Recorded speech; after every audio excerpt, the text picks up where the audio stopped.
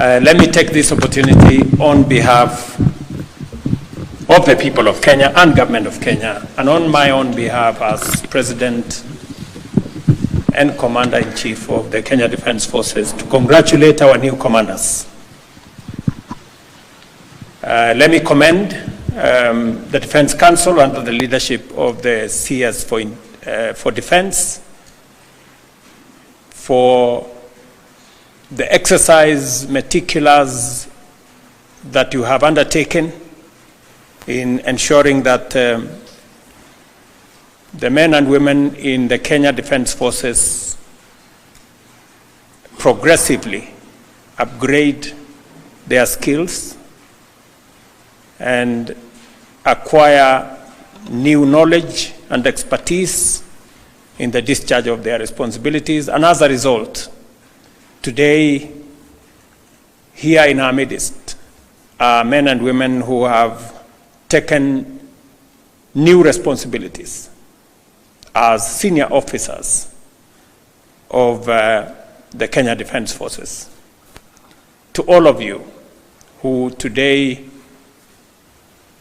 we have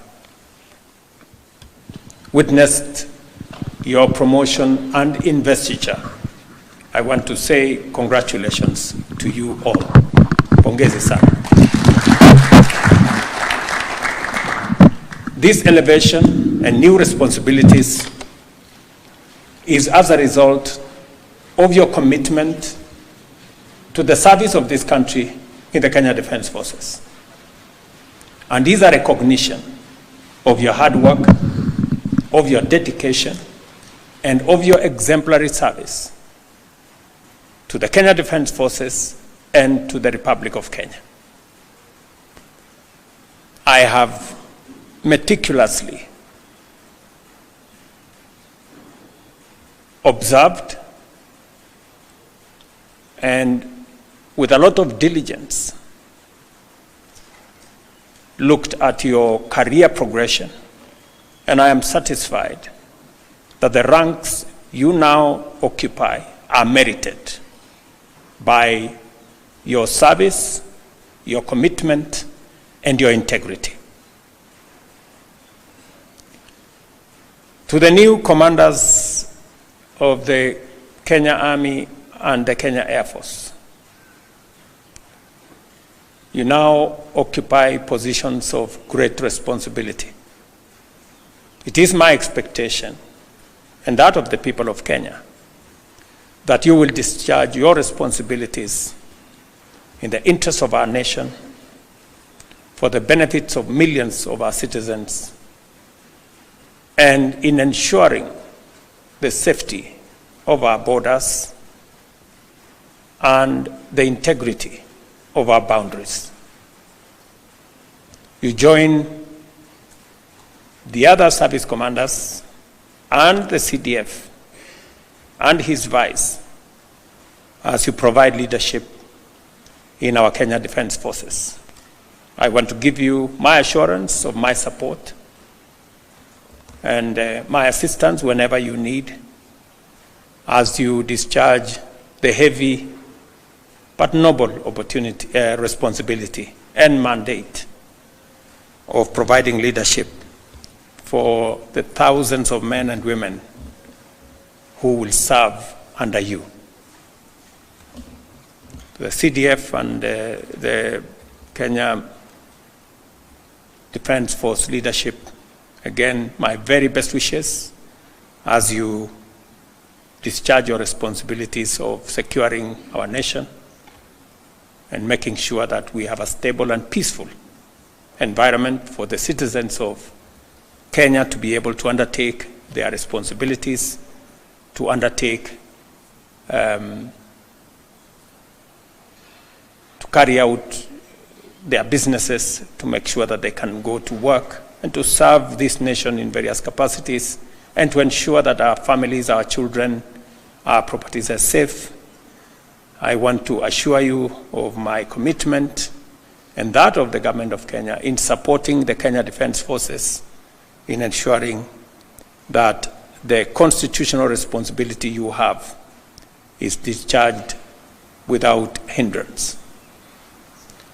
Again, let me take this opportunity to thank the KDF for their professionalism and integrity over the years of providing the security that we need and the stability that we need in our nation to be able to undertake nation-building responsibilities that is bestowed on our shoulders as the citizens of this country.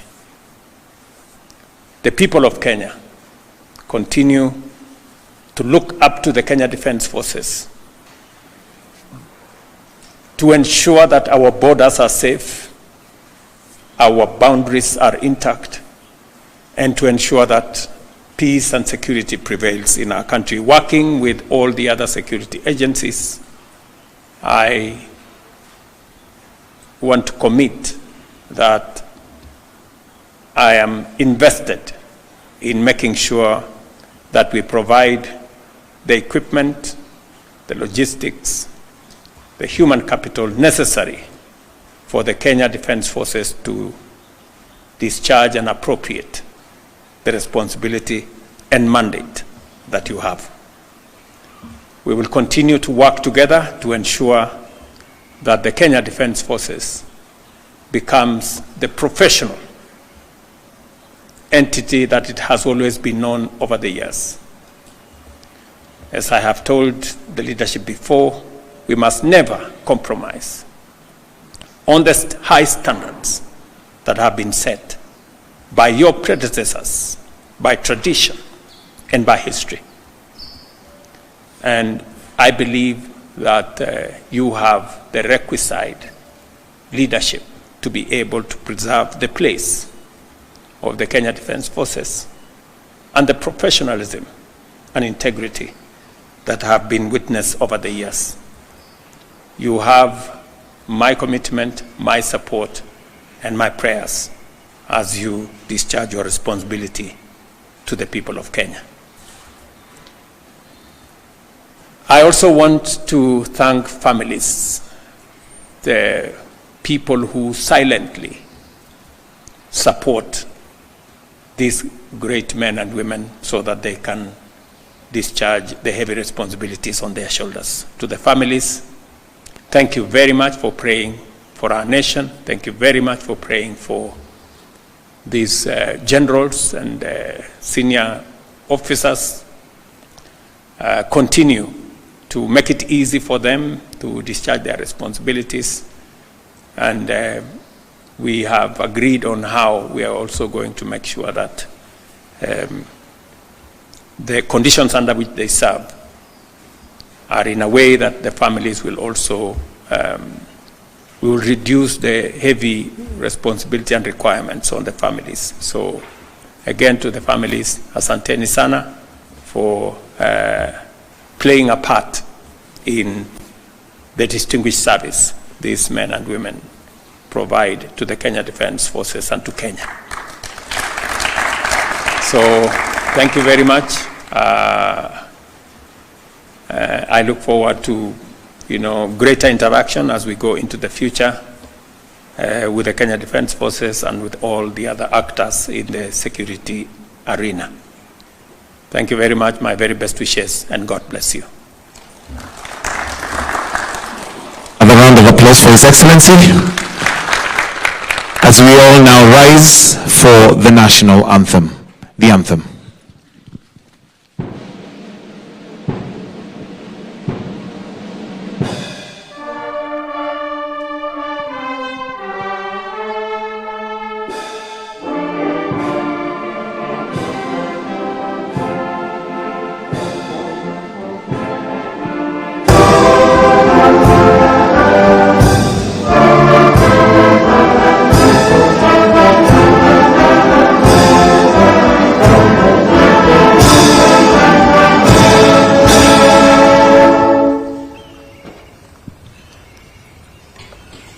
Request Your Excellency to seek your indulgence for a few photo frames as I request that we take our seats kindly. We'll remove the table at the back very quickly. As we do that, let me request that we have the members of the National Security Council present